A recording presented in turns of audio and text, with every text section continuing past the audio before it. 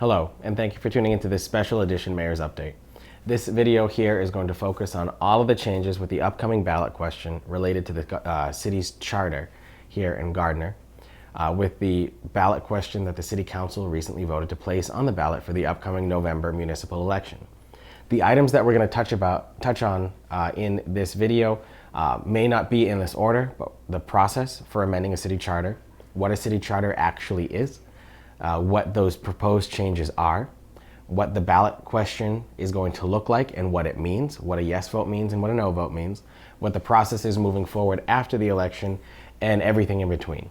This is a very, very particular process, a very detailed process, and a very legally bound process, if you will.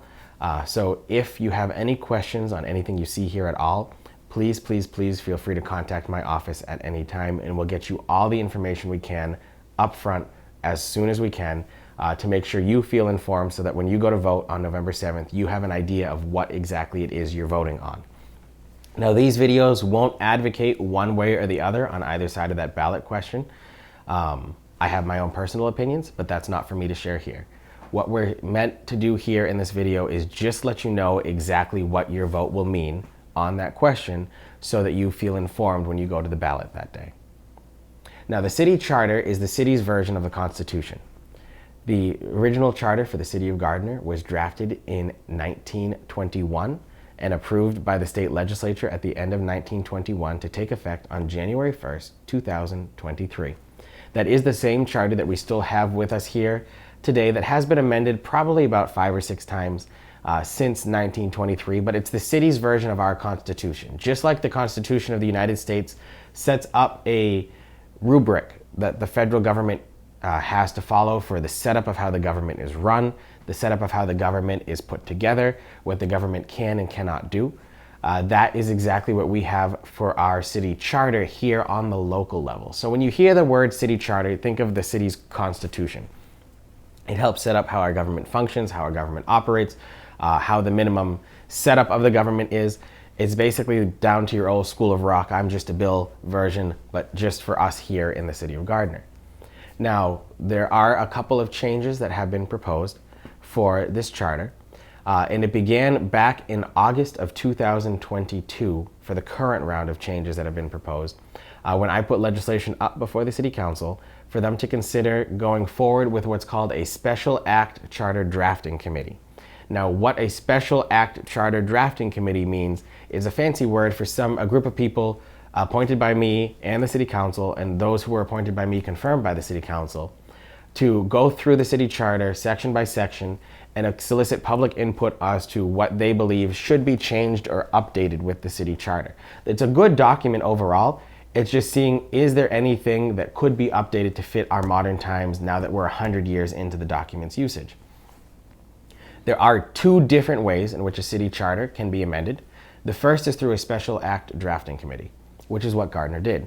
The second is through a charter commission. If you hear anything about a charter commission, that is not the process Gardner followed. If we were to go through a charter commission, a group of 9 individuals would have had to been elected at the local ballot, and then they would have gone through and done the review process and only would have had X number of days to put something forward, and that would have had to pass within another X number of days, and it would have been a whole other legal process. So if you're reading about what a city charter amendment process is, you want to look at a Special Act Charter Drafting Committee, not a City Charter Commission. The Charter Commission was approved by vote of the City Council in December of 2022, and their appointments were approved in January of 2023. The 5 individuals who served on the Special Act Charter Drafting Committee were Attorney Jennifer Palavin, who currently serves as the Vice Chair of the City School Committee, former City Council President Neil Janssens, who also currently serves on the city's Retirement Board, Tina Griffin, local businesswoman who works with Haywood Hospital at their Athol campus, overseeing the operations over there. There was also former mayor, former city councilor, and former city clerk Alan Agnelli. And then the chair of the Charter Commission was attorney Robert Rice, former assistant city solicitor for the city and former state representative for the area. They brought their backgrounds and their public input together after having a public hearing in February of earlier this year, 2023, and put that all together and put forward their recommendations. At the public hearing, where they asked the public to share their input on any potential changes that should be made to the city charter, or things that shouldn't be made to the city charter, changes that should not be made to the city charter, there were a total of 52 changes that were recommended at that public hearing. The City Charter Commission, the Special Act Charter Drafting Committee, voted to put forward 8 changes to the City Council of those 52 changes. The City Council cut one of those and added another one in. The one that they added was making the charter a gender-neutral document, and we'll go through all of those 8 changes now after we're going through the general process here, and those were submitted to the City Council. So those changes are, the first one, like we talked about, the City Council put forward a recommendation to change the document so that the document is a gender-neutral document. This is actually something that, according to our city solicitor in our law department, that the state is requiring of all municipalities to do when they put forward acts like this to change their city charters as a way to make the documents more inclusive. What this does right now is it changes all of the pronouns he in the document, because there are only the he, him, his pronouns in the document throughout with every position, and references the actual noun that that pronoun is referring to. To give you an example of that, I'm going to read from the actual city charter so you can see exactly what one of the changes would be as a part of this gender neutral change that the state requires most municipalities to do and the city council voted to put forward. Section 4 reads, "There shall be a mayor elected by and from the qualified voters of the city, who shall serve as the chief executive officer of the city. He shall hold office for a term of 2 years from the first Monday in January following his election until his successor is elected and qualified." What the new language would put is, "There shall be a mayor elected by and from the qualified voters of the city, who shall serve as the chief executive officer of the city. The mayor shall hold office for a term of 2 years from the first Monday in January following the mayor's election until the mayor's successor is elected and qualified." So again, it changes those pronouns and puts in the actual noun that they're referring to. So that's what we mean when we're saying the document is being changed to a gender-neutral document.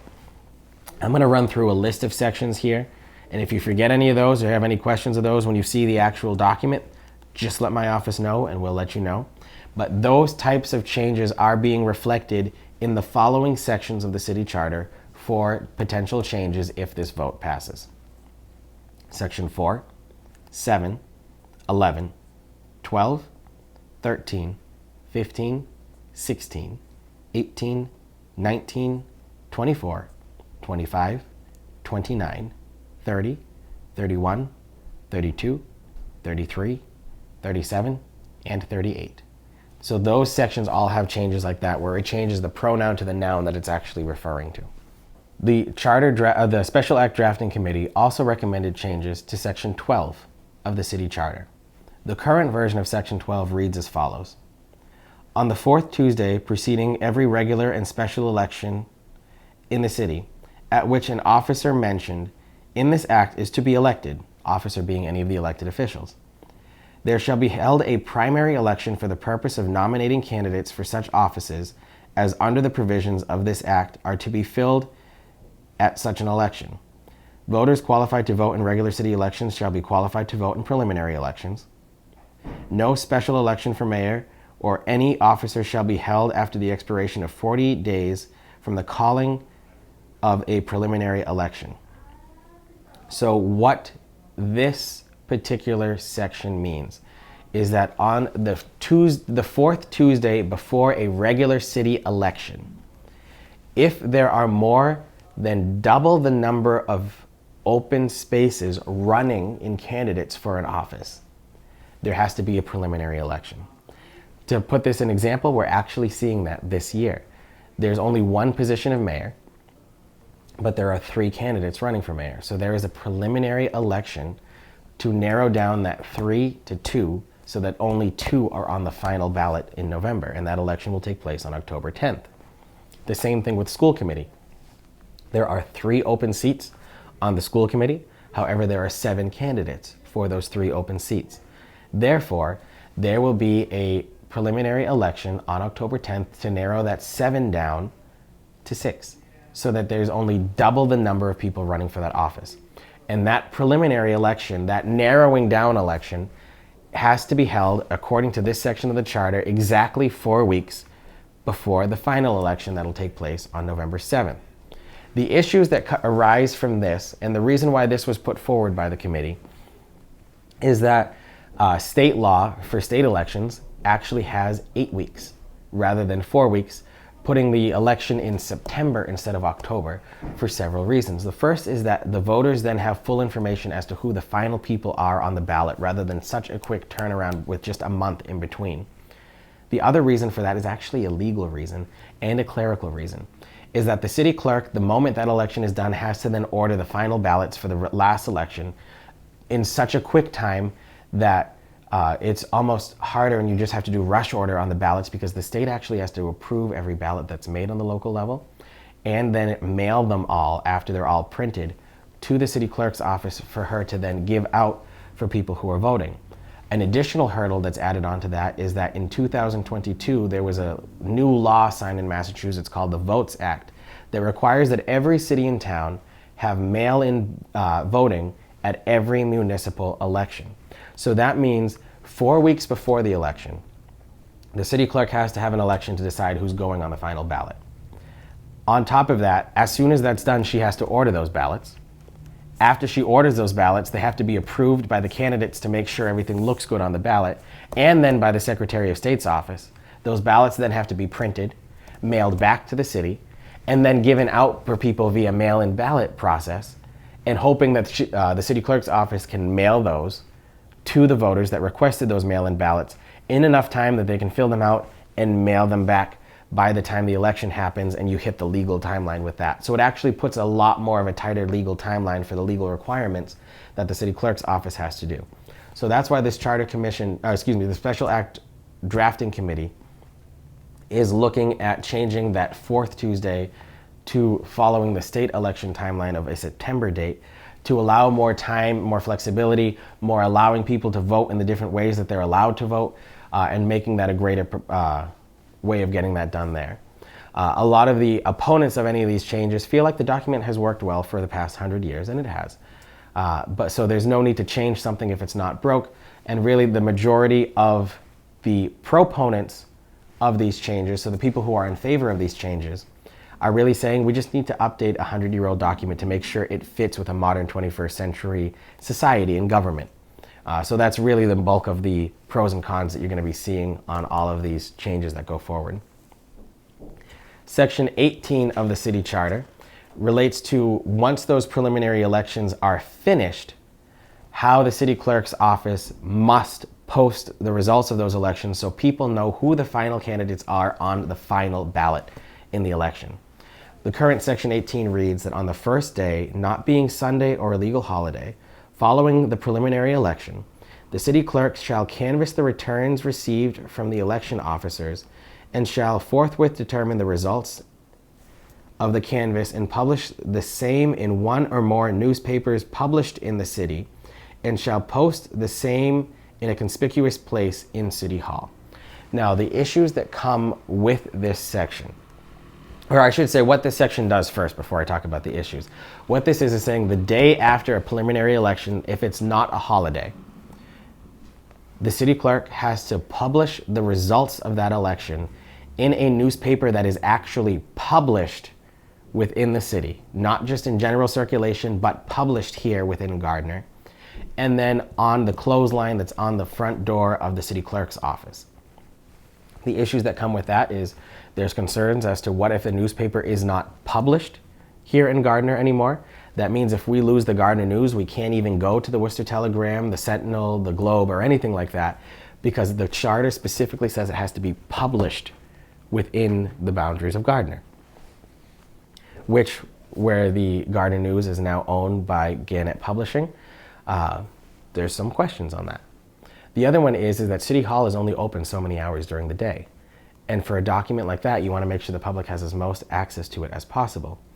So what the Charter Special Act Drafting Committee is looking to propose to change in that is changing it to allow for more flexibility, By getting rid of the section that says published in a newspaper, published in the city, and in a place in City Hall, and just says posted along with general city practices. We post things on our city website. We can absolutely continue to post things in the newspaper and on the clothesline outside the city clerk's office. We can post things in the police station lobby that's open 24/7. We can post things in the schools. There's several different ways we can post things. It just opens up that toolbox for the city clerk to use so that rather than being tied to doing this, she has other options to go forward and make sure that the elections have greater flexibility in getting information out to the public. And we're not really tying ourselves down to what happens if we no longer have a newspaper published here in Gardner. So that's more of a safeguard against those future concerns, but also just allowing for greater flexibility for us here in City Hall. Again, the proponents of it, that's their argument, is that it opens up that toolbox and gives us more options in the future so that we're not limited in what we can do. The opponents of that, those who are against this one, really say that, again, it's worked, why change it? We still have the Gardner News right now. So those are the options you have to weigh out. Section 29 of the city charter relates to every time that the city council passes an ordinance or a local law on the city level. The current section reads that every proposed ordinance, so every time something goes before the city council for them to vote on, not that they've passed final, but every time they vote to send something to first and second printing, because they have to vote to pass those ordinances 2 different times so that the public can know what's going on and solicit, provide input and ideas in between those processes. Every proposed ordinance except emergency measures, as herein defined, shall at least 10 days before its final passage be published in full in at least one newspaper of the city and in any additional manner that may be provided by ordinance. Again, we're running into this situation where it has to be published in a newspaper in full. The city spent about $5,500 last year in publishing these ordinances because they have to be in full and they're defined as legal ads in the paper. So they're actually charged at a higher rate than a regular advertisement in the paper or a posting in the paper. So as a result, the city does spend money on it. However, it also does get cumbersome because then the city clerk's office is left trying to shrink the print, cut things down. They charge by the character on several of these times. So it's a lot to try to fit in. So what the Special Act Drafting Committee is proposing is changing the words in full to in summary. And that means that rather than putting a full 12-page ordinance into the paper, what could happen is just a small blurb saying that the City Council is voting on an ordinance to change this. This ordinance would have this effect. If you'd like to read the full proposal, you can do so on the City Clerk's website or by visiting the City Clerk's office in person. So that is in effect what this change would do in changing the words in full to in summary. Again, there's the concern with the newspaper on the side of the people who are in favor of this. It also helps with efficiency in the city clerk's office, getting the information out there in a way that people actually understand it rather than having the type too small to be able to actually see and read. And then the opponents of this one, again, are concerned that people would have less access to it if it's not published in the paper. But again, they could come here to City Hall or read it online. There would be several other options available, but those are both sides that, again, that have to be weighed out on either side of this issue. Section 32 of the city charter deals with vacancies that occur with the office of the mayor. Now, I'm not going to read this one, and you can find it on the city's website just because it is rather lengthy. However, the long and short says that if there's ever a time in which a mayor resigns, leaves office, or by any other means cannot serve as mayor any longer, the city council president becomes the acting mayor of the city with very limited powers. In fact, it defines those powers of matters not admitting of delay. What the proposal that the Special Act Drafting Committee is putting forward is changing that if there is an acting mayor that occurs within the term of mayor before the last 6 months of the term, so from July 1st to the first Monday in January of the second year of the term. If the mayor resigns or anything like that, before that, there has to be a special election in order to fill the role of mayor, because you cannot have an acting mayor for a period of more than 6 months. However, this could, in some situation, cause a occurrence like we are just seeing now in the city of Salem and in the city of Attleboro, where those mayors resigned due to winning state election office or due to any other reason. It's not just that one, they're just protecting us in the future. But in Attleboro and in Salem, their mayors resigned because they got elected to something different. They had a special election to fill the office of mayor, and now they're electing that same position again, having four elections, because they each had preliminaries, 4 elections in the same year for the same position.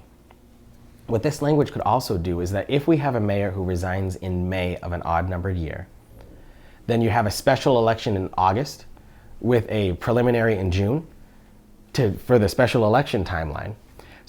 But then you have the regular city election as well. So if you keep this last 6 months and the person resigns 7 months out before the end of the term, you have an election in in July, August, September, October, and November for the same position. And it could, I say September and October, but depending on, again, how the preliminary election falls, but you're having overlapping election timelines. So what the change being proposed by the draft committee would be to change that 6 months to 12 months. So that rather than having an acting mayor for just 6 months, it's the acting mayor for the period of the last year of the term, with whoever wins that November election and then taking over when the new term starts. Additionally added into this is that the acting mayor would then also receive 75% of whatever the mayor's salary would be if they were a full mayor in the seat. This is something that's new. The last time the city had an acting mayor was when Mayor Hawk resigned from his seat before I was elected. Council Presidents Walsh and Kaczynskis took over, and that was actually an unpaid position besides from the city council president stipend of $10,000 that they received. So what this change would do is, because it would be putting someone in this seat for a period of 12 months, giving them a pay of what 75% of the mayor's pay would be if there was an elected mayor. So that's the change that's proposed for Section 32. Section 34, 35, and 38 are being proposed to be completely removed in their entirety and not replaced in any way, shape, or form in the city charter. The reason being is that they're currently in conflict with state law, and it is actually illegal for the city to follow those sections. There are some aspects of some of those sections, particularly the one about contracts over $1,000. Right now the charter states that any contract over $1,000 needs my signature and the law department's signature on it before it can move forward. State law says that that has to be $10,000. However, city can be more stringent than state law. However, city laws cannot be less stringent than state laws. So while that one instance there we still follow because we are more strict than what the state law requires, every other section we legally cannot follow, and we would be breaking the law if we were to follow the provisions of those sections. That's because Massachusetts General Law Chapter 30B, 149M, and several different other procurement-related laws were passed when the Inspector General's office was first created after the city charter was put forward, that helped put different protections in place for making sure that public contracts, public finance, and public procurement are all protected at the state level in ways that are actually more strict than what this document requires. Therefore, since we legally cannot follow those sections, the Special Act Drafting Committee is recommending we remove them in their entirety. And then the last change that they've put forward is in Section 51 of the City Charter, where it says that the school committee elects the superintendent. The superintendent of schools here in Gardner is actually a contracted employee that's appointed by vote of the city, the school committee.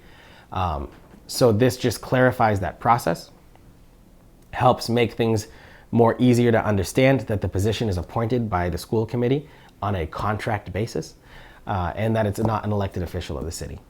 So those are the changes that have been put forward by the Special Act Drafting Committee that will go on the ballot for what's called a home rule petition.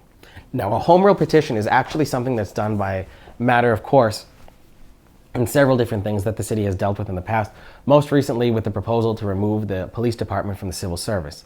A home rule petition is something that does not need to go to the voters. In fact, this document here you'll see on the city's website, www.gardner-ma.gov, that explains what a home rule petition is.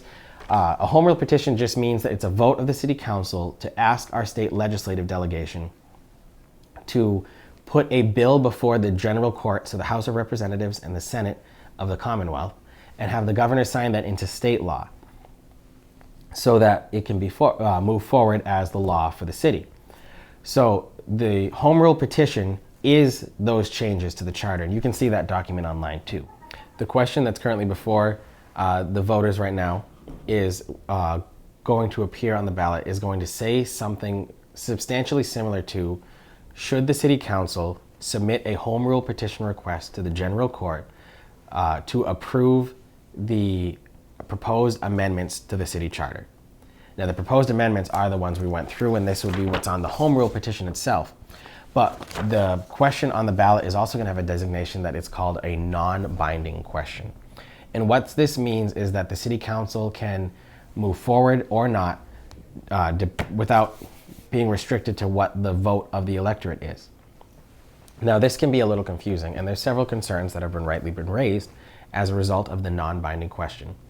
Now, the reason for the non-binding question is that the Secretary of State's office, again, the group that approves all election ballots and questionings and electioning and everything like that in the state, was speaking with the city clerk and myself and said that you don't want to confuse people to think that the vote at the ballot is the actual vote that changes the city charter.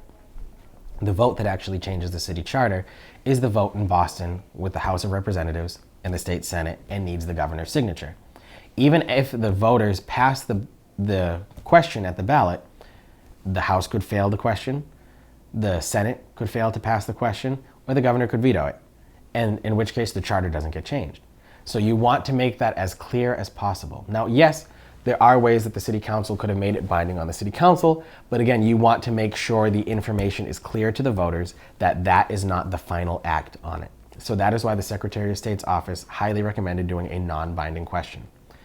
Now, what that means is that the process moving forward is that on November 7th, that question will be on the ballot.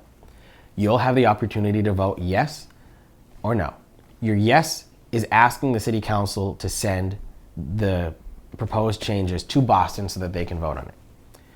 A no vote says that you're asking the city council not to send the changes to Boston, keep things as is, and just move forward as they are. If the voters vote yes, the city council would likely vote to send it. I would have a hard time seeing the city council vote to send something to Boston if the voters voted no, but there are two protections on that as well.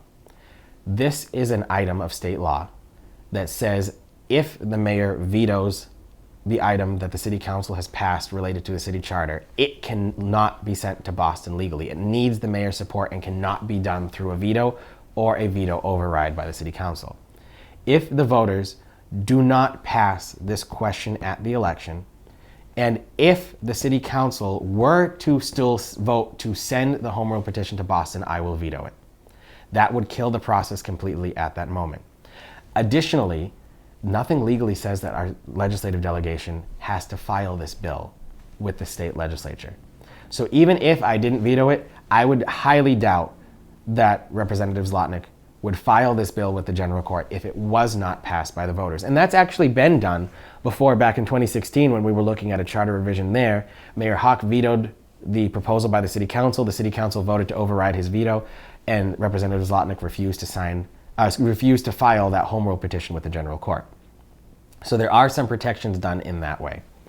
However, if the vote is yes and everything moves forward, it goes from the ballot back to the city council at the first meeting following the November 7th election, where they will then vote to send it to Boston for them to vote on, and then it wouldn't take effect until after the governor signs.